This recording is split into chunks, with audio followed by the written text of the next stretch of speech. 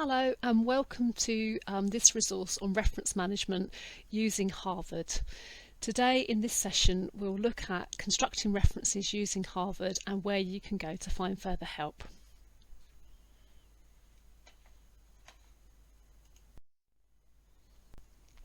So before we start, let's look at what is referencing. So referencing basically is clearly indicating for the benefit of the reader the sources of the material that you have studied and used, or quoted, paraphrased or analysed, and it will help to avoid accusations of plagiarism.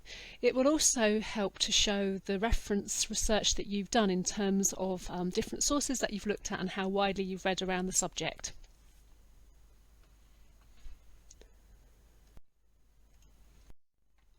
When it comes to referencing, you should include everything that you've either referred to, quoted, summarised or paraphrased in your work. There are a couple of links here on the screen that will be helpful for you to go back and check with, and we'll revisit these later on. So the first one is the Ken Academic Integrity web pages.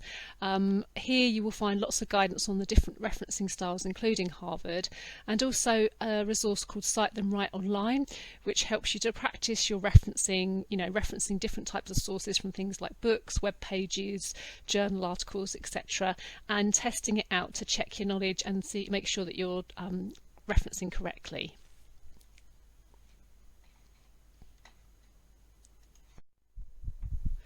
So Harvard is a referencing system that you use to cite the sources that you've used as part of your research.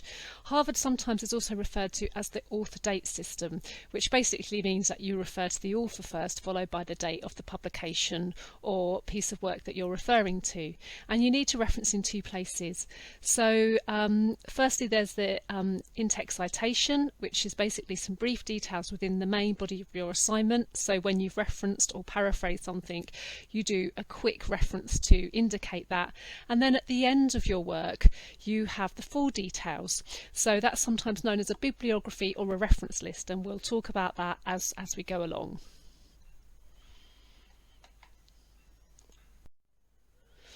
So let's start by talking about in-text citations. So in-text citations, as we've mentioned already, are a shortened version of the full citation that you then go on to list at the end of your work. In terms of Harvard, you would use in text citations the authors. Now you can type up to 3 and a year. If there are more than 3 authors, then the ruling with Harvard is generally to use the shortened version et al. That we'll look at in a little while. Sometimes you may need to include a page number if you've referred to a specific section of the book, or you've got a quotation mark to show that which page you've taken it through. If there are any abbreviations, so if there are organisations, then you should spell out the abbreviations. And the other thing to remember is just to imagine that the brackets are invisible. So I've got some examples here that we can just talk through. So there's 3 different ways of quoting within your work the in-text citation. So the first example we've got here is that you're going to introduce the author as part of your writing. So you start with Cross et al. Because Cross is the first author, but there are more than 3 authors, so you use the shortened version et al. To indicate that, followed by a full stop. And then in brackets you put the year of that particular publication, so 2016. You then go on to write whatever you want to write, so show how curiosity can enhance teaching and learning. So that's the first way. The second way is that you can put everything within brackets. So you can put Cross et al. Full stop, comma, 2016 in brackets, so that's the full source, and then again, as before, show how curiosity can enhance teaching and learning. The other way that you can do it is obviously you can start with the thing that you want to talk about first. So you can put curiosity can enhance teaching and learning, and then in your brackets at the end of that section, Cross et al. Full stop, comma, and then 2016.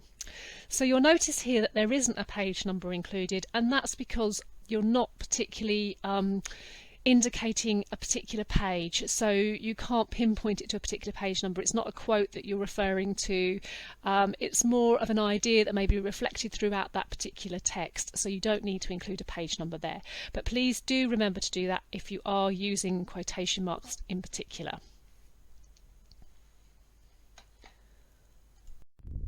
Okay, so now let's move on to thinking about the full citation, so the bibliography or the reference list at the end of your work.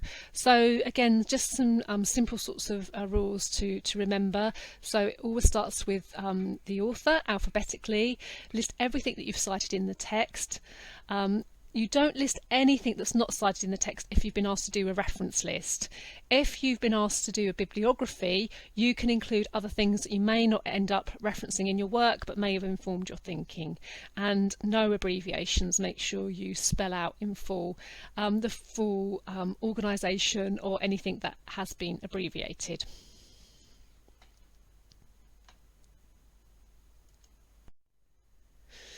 Okay, another kind of simple way to remember it is thinking about it in these kind of terms. So in terms of the structure of a reference, so you start off with who wrote it, so the author, and then when did they write it, so that's the date. So remember that it's that author date that comes first as part of the reference.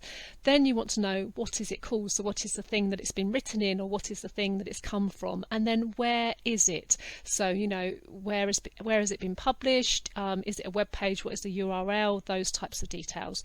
So as long as you kind of remember that, then and keep it consistent, that should follow on through everything that you reference. And again, I'm going to go through a couple of different examples of key things that you might want to reference, so that you can see how that works, and also later on link to some other guidance and tutorials that you can come back to and refer back to if you need some more help.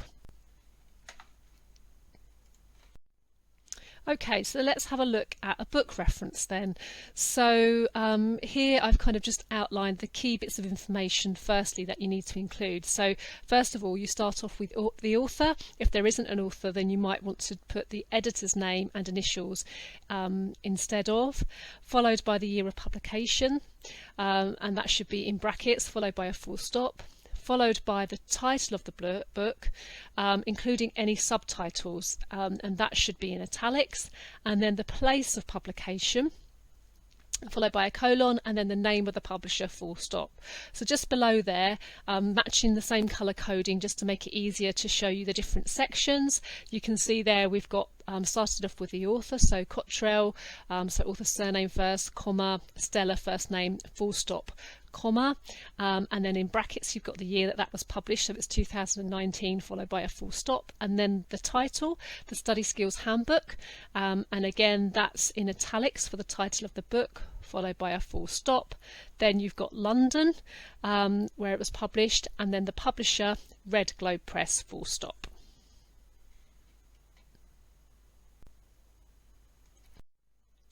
Another thing that you might need to do is to reference just a particular book chapter rather than the whole book, particularly if you're looking at a book that's been edited and there are lots of different chapters written by different people. So here you should start with the chapter details, so again following the same author, date, title format, and then follow that by the book details it was published in, and include the editor details, the title of that book, and then the publisher, and then follow on with any page numbers, as you will need page numbers because you've used a particular section of the book because it's a particular chapter. So let's just have a look at the example here. So we look at the chapter details first. So the author of this particular chapter is Street, P. and then in brackets 2012, the year of publication. Then the title of the chapter, Interpersonal Communication, a Foundation of Practice, full stop, and then you would put in, and then this is the editor's details, so Blaber, A.Y, and then in the brackets you've got ed dot, which is short for editor, and then the title of the book that chapter appeared in, so Foundations for Paramedic Practice, a Theoretical Perspective. Then the edition details, so second edition, and again EDN short for edition, and then where that was published, so Maidenhead, and then who it was published by, Open University Press, and then the pages of that particular chapter, so pp. 20 to 31 for that particular chapter details.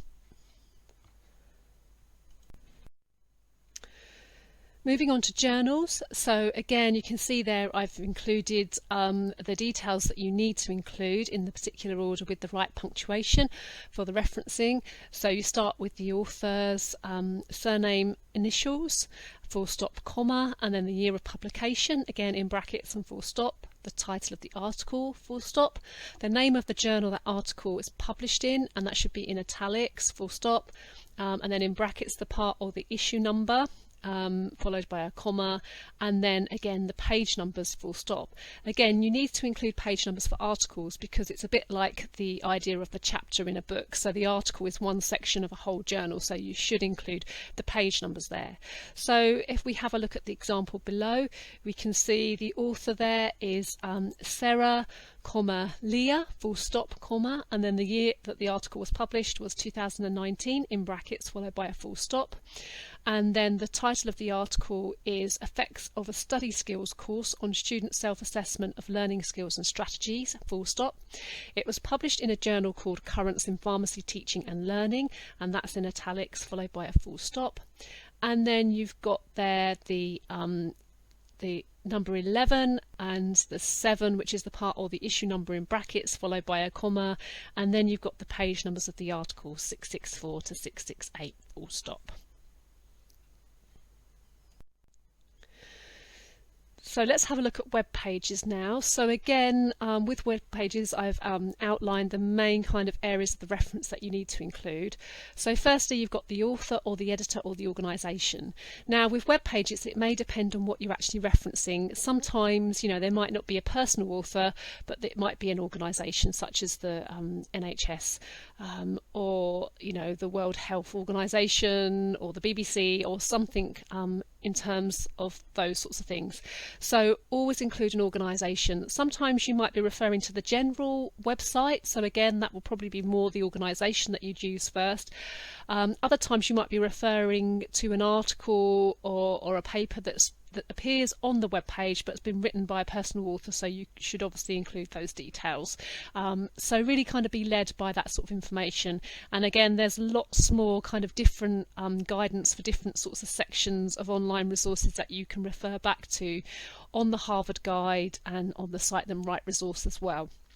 So after that, then you would put the year it was written, or if there isn't a year, on the end of the website, and all kind of reputable websites should really have a date when they've been last updated, so do have a look at that and check that that is the case, and also kind of check that it's been updated more recently if it's not a particular you know, article on the website. If it's just the general website, you want to look for a kind of a quite recent date that it's been updated. And then title again of the piece that you're referring to should be in italics, full stop, and then you should put in square brackets the fact that it's online to indicate that you've used it online, full stop. Name of publisher, if known, it could just be the organisation that's published it, so that you may not need that necessarily, but if there is a separate publisher, then you can include that. If you don't know, then you can just leave that section out. Then you should put available from, and that should be the URL that you've taken that from, and then followed on by the date that you've accessed that in closed brackets.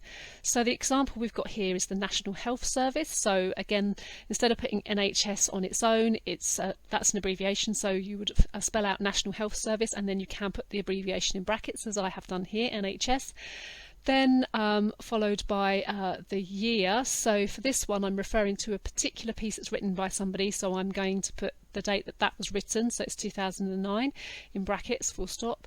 The title of that piece, which was swine flu, so again put that in italics, followed by the fact that it was accessed online, so again in the square brackets, full stop, and then where it's available from, so you'd put that URL, and then in square brackets I've put the date that I've accessed it on.